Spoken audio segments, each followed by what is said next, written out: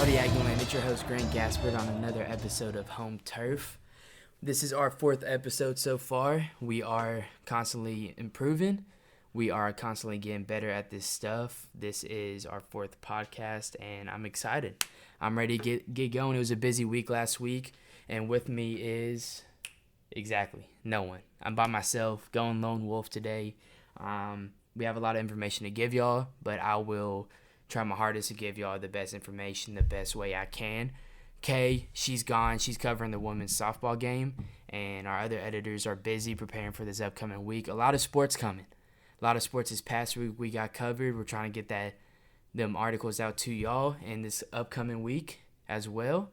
So we have it all planned out. There's a lot of stuff that goes on behind closed doors that y'all don't see. The way y'all get y'all's information, all that. These guys have been working hard. Credit to them. But we still have a podcast to do. We still have stuff to talk about. And that's what I'm going to do for y'all today. And I'm going to fly solo. So starting off, let's recap last week. Tuesday, February the 15th, we had men's tennis play Texas Tech. They won 6-1. Men's basketball finally secured the bag versus Florida and won 56-55. Wednesday, softball at Sam Houston. They traveled to Sam Houston and won 13-6. Men's golf at John A. Burns Intercollegiate Invitational. They played in Hawaii. Lucky. I wish I could go play in Hawaii, but I'm not. I'm in College Station. They placed 5th place in that. Women's basketball traveled to Ole Miss and lost 74-54. And then on Friday, we had men's tennis play Tennessee. They lost 0-4. Softball played Kansas. My bad. Won 9-1. Softball also played Missouri State that same day and won 4-1. And Friday was also opening day for Aggie baseball. All the fans that went to go watch that got a pretty good experience because they won 13-1. Saturday, Equestrian played South Carolina. They won 10-9. Men's tennis played Stanford and lost 3-4. Women's tennis played TCU and won 5-2. Baseball played their game 2 of the 3-game series against Fordham, and they won their second game 5-3. Softball played SFA this past Saturday and won 7-5. Softball also played Pitt right after that and won 10-0. Women's tennis played ACU and won 6-1.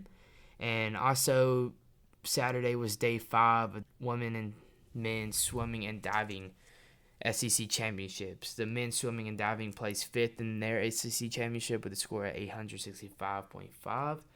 Women's swimming and diving team placed 6th in their SEC championship with a score of 625. Men's basketball also played Vanderbilt that Saturday and lost.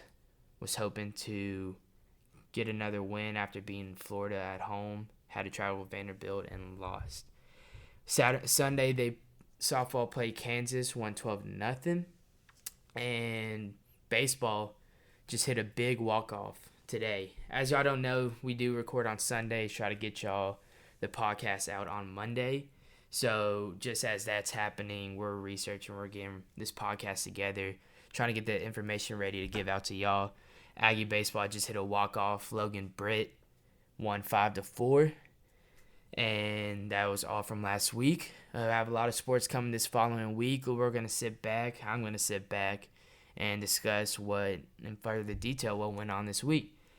But for starters, I want to make an apology to basketball. My past 3 episodes, I guess you could say, have been very unprofessional in the way I've been critiquing basketball. And from here on out, I'll do a better job at that. I will critique in a more professional manner, that not just basketball, but all sports. So when I critique some, I will have stats to back it up, just like any good research, any person who's trying to debate needs good research to back up their opinion. So I will do just that. So my apologies to basketball for the past 3 weeks. I will do better at that. So starting off with Florida. They won 56-55 at home versus Florida. Great game. Free throws, shot 100%, 16 for 16 from the free throw line, including the game-winning 3 free throws from Wade Taylor. In that situation, it's real. Dude, I've been on the court before in that situation where I've had to make 2 free throws to win the game. Your hands are sweaty, your palms are sweaty, everyone's watching you. It's just you and a ball. That's it.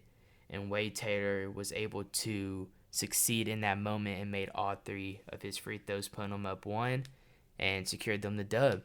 They were 17 for 38 from inside the 3. With me, I don't like adding the 3-point shot to the total field goal percentage. I mean, that's how it shows, but taking out all the 3-point shots because what they shoot 11% from the line from the 3. So I took that out. They shot 17 for 38, which looks a whole lot better than what it was before, and that is 44% from the field. Great. They're able to score really well inside the 3-point line because the threes aren't going in, just drive and try to score. Q ended the game with 16. Wade Taylor followed him with 8. Now, later that week, Florida played Auburn at home and beat them by 1 point. The same Auburn team that we got smacked by, Florida beat at home. They had Colin Castleton had 19 points, 8 rebounds, 3 blocks.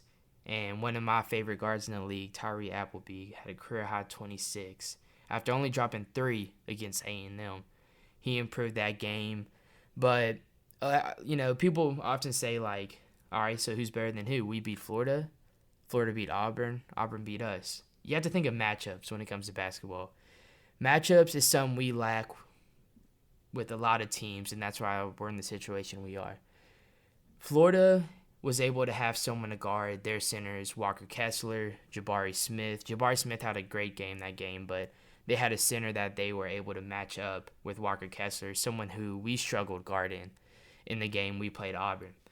So when you have someone that's able to match up with him, and like they had Castleton, and then you have someone shooting lights out like Tyree, it's easy to play that kind of basketball. We don't have, you can argue that we have Javonte Brown coming off the bench. However, he's not as experienced as most of these centers are in the league. Like, you have these guys like Walker Kessler, Oscar Schreibe from Kentucky, Jalen Williams from Arkansas. Like, those are a lot of very good centers that we might face in the SEC tournament. If we want to win the SEC tournament, we have to learn how to match up with those guys correctly and, give them a, run for their money, We've been doing very good rebounding lately, offensive rebounding. Defensive rebound, on the other hand, we're 13th in the SEC in that, and that's a crucial part, like, to what I was just saying, that they have these centers that we can't match up with, so we're allowing all these offensive rebounds to other teams, and they're getting those second chance points, and that's come crunch time in the games, especially. That's how we're losing. We've lost 4 or 5 out of our 8 games in the SEC by 1 or 2 possessions, And a lot of those, there are good played basketball games up till the end. And one of those is defensive rebounding, and I'll get into that when we start talking more about this Vanderbilt game next. So Vanderbilt, away, A&M lost. Q led the team with 23 points, shot 11 for 12 from free throws. Hassan Diarra followed him with 13. Boots had 12. And I warned y'all last week about this kid, Scottie Pippen Jr., man. He's a bucket. He's not gonna be as good as his dad in my personal opinion, but he's good. He had 24 points, shot 50% from the field. And after allowing 20 offensive rebounds against Florida, we only allowed 9 against Vandy. But hold up. That's good. That's good. Like I was just saying, we struggle getting defensive rebounds. We're 13th in the SEC, second to last in defensive rebounding. We had a better game. We only allowed 9 against Vanderbilt, 9 offensive rebounds. But let me talk situation basketball for a minute and the reason to why we've been losing these close games. You can play a good game, shots don't fall throughout the game, it's whatever. You kept it close, which is the good thing. At the end, you have to finish it off. Let me talk about situational basketball for a minute and this little stretch that A&M had. So, second half, 1 minute to go. Tyrese Radford missed a layup. Aaron Cash grabbed an offensive board, did very good doing that game. Passed it out to Hassan Diarra, a turnover. But hold up. That's the first situation I want to talk about real quick. Aaron Cash grabbed the offensive rebound. instead of going back right up with it, there's no one in front of him. He didn't even face a goal. He didn't even turn around. He passed out to DR, ended up in a turnover and steal for Vanderbilt. They go down, missed a three. Another situation right here. Liam Robbins, that's their center, Vanderbilt's. Against these big centers, we just struggle, man. Like this game right here, Liam Robbins grabbed the offensive rebound after the missed three-point shot. Instead of boxing out and grabbing the defensive rebound, being down 65-66, we allowed him to get the rebound, make the layup. Now we're down 3. Towers Radford drives down, misses a three-point shot. We get the offensive rebound, give it to Q. Q misses a layup. And look, I'm not dissing on Q this game. Q had a great game, 23 points. Couldn't ask for any better. But the shots he were taking at the end of the game just was not it. At the end of the game, you got to box out your man. And you got to take smart shots. And that's what Q was not doing. He was just chunking up. I mean, he had a great game, but just at the end, that's where we fold. That's where the problem is. And Q was just chunking up some crazy shots. Good thing that after he missed, you got the offensive rebound, and Hassan Diarra put it back up. Right after that, Vanderbilt drove down. Jordan Wright made an easy layup, up 3. And this is another situation right here. Down 3, 20 seconds to go. Hassan Diarra missed a three-point shot to tie it up. Q grabs an offensive rebound, and he tries to chunk up some elbow shot, fading away jumper. That was just not it. Turned it over. They got the steal. We found Scottie Pippen Jr. puts them up 2 possessions. Ball game, folks. That was it. It's those situations right there. It's like you can look at the game. You can look at the whole game. But in these close games like that, you got to really look in these last 2 minutes of game. Because a whole lot can happen in 1 minute. You look at 1 minute, you're like, look, that's not a lot of time. You can go from being down 2 to being up 5. Like, this was tied for most part of the game. We're actually up 1 with 2 minutes left, and we ended up losing by 5. 72-67. Situation basketball has to get better. You can blame the coaches. You can blame the players. You know, I'm not going to hate on Buzz Williams because he's a great guy. He's a very smart coach. You know, that's why he's in that position and I'm not, you know. But like I'm saying, situational basketball has to get better. So there's this little clip after the Florida win that I kind of want to talk about, and here it is. I don't think we have the best players. And that's because the head coach is not a good recruiter. But the guys that are on our team, we're playing 12 guys. We play more minutes per scholarship player than any Division I team in the country. I don't know that that's smart by the head coach either. But I'm their biggest cheerleader. You know, if you're ever in or ever listen to the post-game conferences with Buzz Williams, he's hard on himself a lot. He will never blame. That's one thing I respect about the guy. He will never blame the players. He'll always kind of put the blame on himself. This quote right here kind of surprised me, which, you know, might not have the best players, which he's right. You know, recruiting's been kind of bad. But, you know, he is a good guy. He's been cheering on his team well. But let's talk about recruiting a little bit. Let's go a little further into that for people who don't understand. We are 86 in the country right now in recruits based off 24/7 Sports. We have 3 recruits right now that have signed. Solomon Washington, #1 player in Louisiana. He's a 3-star, not a bad athlete. Eric Pratt, there wasn't much about him. And Jordan Williams, number 25 in Texas. 3-star out of Houston, Texas. Well, those are 3 solid players right there. We all know Buzz Williams is the type of guy that got grabbed dudes from, you know, different JUCOs, stuff like that. I think, you know, 2 of these guys, what I've been looking into, they look very good, look very promising for next year. We kind of see what Buzz does in the offseason, but recruiting's not good. Let's look at the season stats so far. We're good. We have 4 games left of the season. Let's look at where we rank. Right now we are 8th in points per game. In the SEC with 72 points per game, 6 in turnovers, 2nd in steals and steals per game. That's pretty chill. We're a very, very good team coming in steals. 10th in blocks and blocks per game. No, not really a lot of big men. We don't have that many big men that can go out and just block like that. 3rd in offensive rebounds, 13th in defensive rebounds per game. Like I said earlier, we've been very good because they've been focusing at least 15 offensive rebounds a game. That's what Cade said the last episode, what Coach Buzz Williams stresses. But 13th in defensive rebounds per game, and that's killer because if you're able to grab offensive rebounds and get up second chance points, that's gonna do a whole lot for you. But especially in crucial situations like the Vanderbilt game, where we're just allowing these offensive rebounds, that's not gonna work. You gotta be able to crash the board and grab boards on both sides of the court. Right now, we are 13th in free throw percentage. The last 2 games haven't shown that. They actually shot really well free throw wise the past 2 games, and in a tournament, that's gonna be huge too. So we are 11th in the SEC right now. Our upcoming games are Georgia, Ole Miss, Bama, and Mississippi State. As of right now, I confidently think we can win 3 out of those 4 games. The one team, Bama, with J.D. Davison, Quiverly, Mr. Jellyfound himself. I mean, they have a lot of guys there in Bama.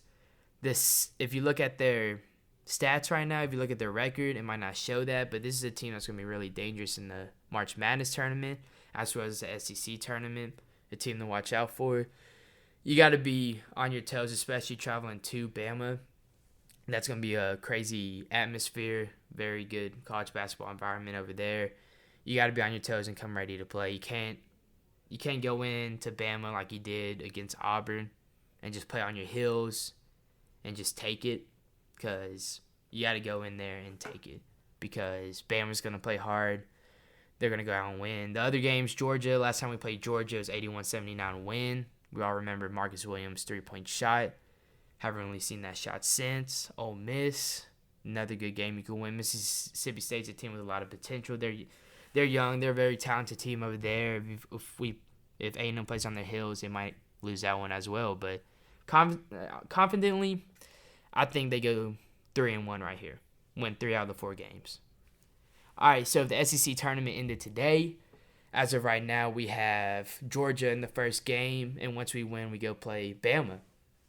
So these, if you kind of want to know, if you're kind of thinking what we could do with that, these next few games are going to be crucial because we play Georgia, and then after we play Ole Miss, we play Bama again. So these games could foreshadow what we do in the SEC tournament. So watch that. So enough with basketball. We're on to baseball now.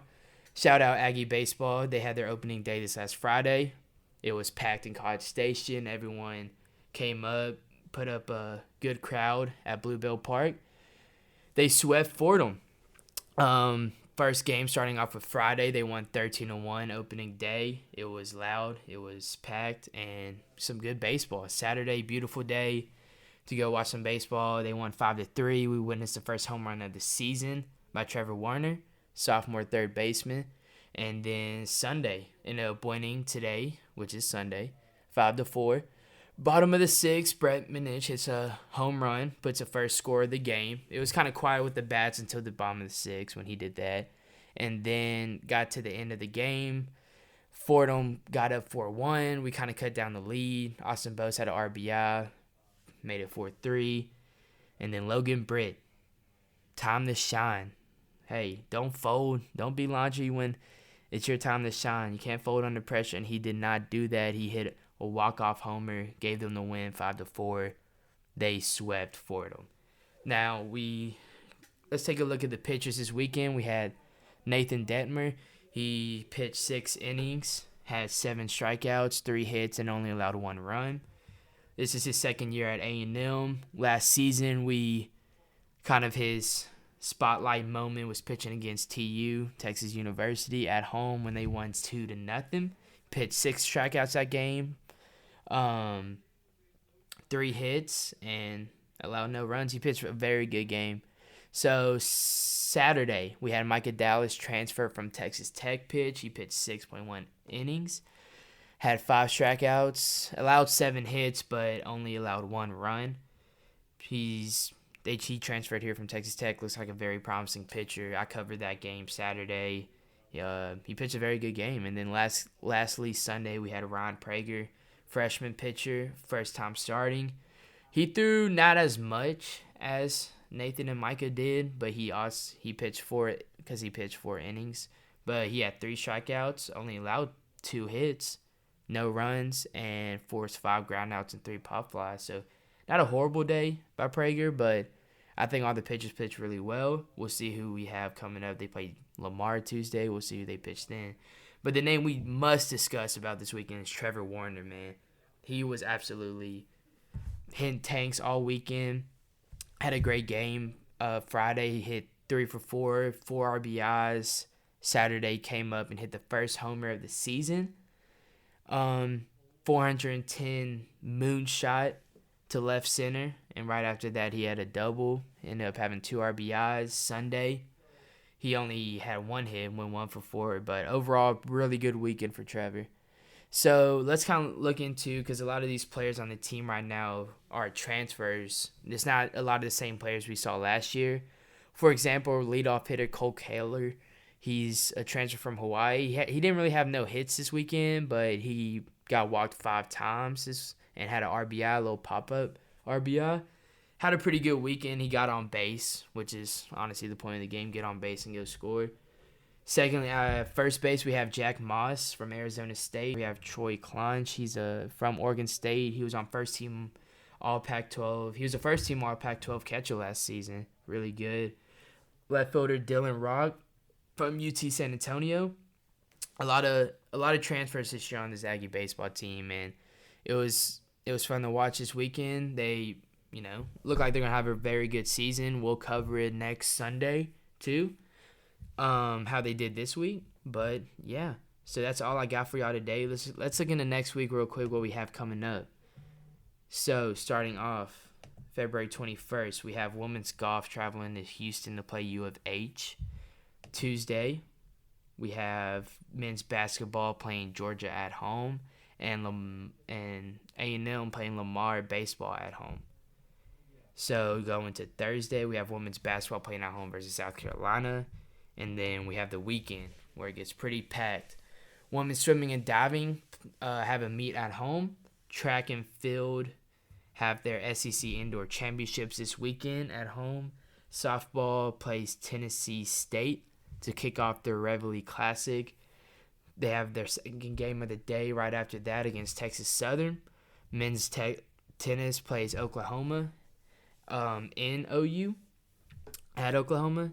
Soccer plays Blinn at home, and then baseball kicks off their 3-game series against Penn. Did I say baseball? No, baseball kicks off their 3-game series against Penn. Soccer plays Brookhaven College at home. Now Saturday, we have women's swim continuing their meet, track and field continuing theirs. Equestrian plays in Alabama against Auburn. Women's tennis plays at home versus Rice. Baseball continues their 3-game series. Game 2 is on Saturday at 2 p.m. Softball plays Oklahoma State at home. Men's basketball travels to Ole Miss to face them. And then softball plays Tennessee State.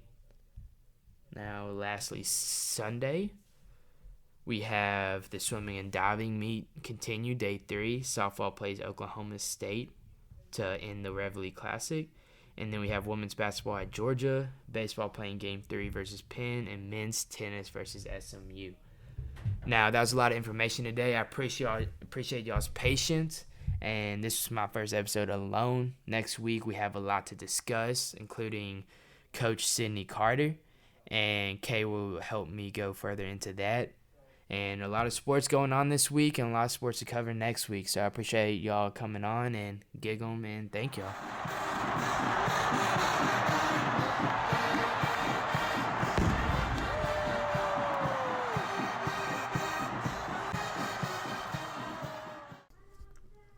This week's episode of Home Turf was produced and edited by Grant Gatsford and Kyle McClinigan.